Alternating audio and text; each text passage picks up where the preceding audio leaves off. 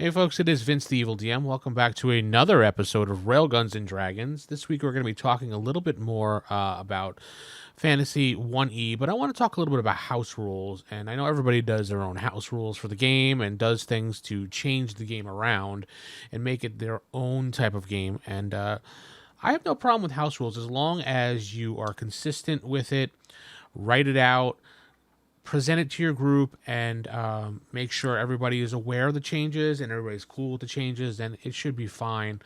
And that's generally what I do with my blog. I will put things up that are in my notebook that are house rules that I want to go over in the game. And just recently in our game, we did change a few things over just to see how it would flow with combat. So let me dive into that blog post for you so you could see. So here's the blog, RailGunsandDragons.com. I did Palladium Fantasy 1E SD armor changes. Now, a lot of times I would, in combat myself, forget that when you do not hit your armor rating or armor resistance, that it would just go to your STC. And I would just say miss.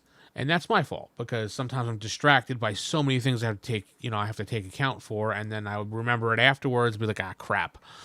So, and my players also kind of complained about it was too much book work and things like that, and they wanted it a little bit more smooth-like. So, what I did was I came up with, you would have an armor rating, obviously, for each armor, and you would have a damage resistance associated with the armor.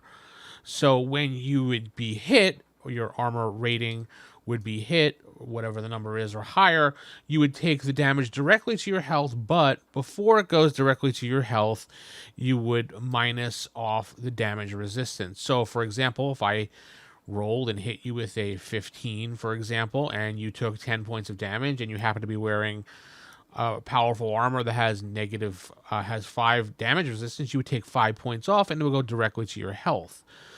Now, we tried this the last episode of Palladium Fantasy 1E on RollHigherDie.com, which you can go listen to. It was episode 28 and 29. 29 coming out next week when you see this video, or in the future, just go back.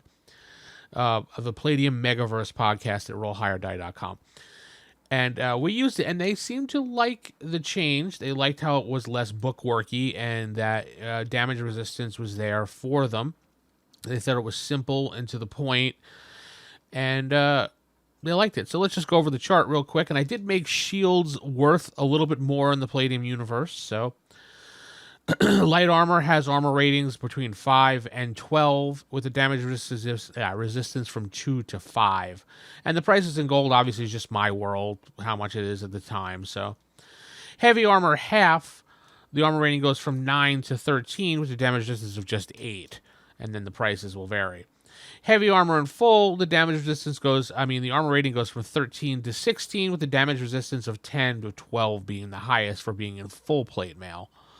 And the price is obviously for the world. With shields, for small shields, I gave it a +1 armor rating, depending on the type of shield and the material, and obviously the damage if you're going to use it for bashing or throwing, adding obviously your strength bonuses to that, or physical strength bonuses to it, of course. Large shields get a +2, basically, and that's it. And then damage resistance, the damage goes up for D6. I also made it so that you can't have a shield in your hand if you're using something that is a weapon that requires 2 hands. A lot of people try to sneak that in with the small shields, and I don't really allow that in my games, and it's understood. But tell me what you think of these small changes, these house rules about armor changes. I know it does change the game drastically from what the original envision was, but I just thought it'd be something to play around with. And you know what? It's my game and my world, and as long as everybody agrees upon playing with these terms, then there's really nothing. And as long as everybody's having fun, then there's really nothing that, can go wrong, as long as everybody's having fun.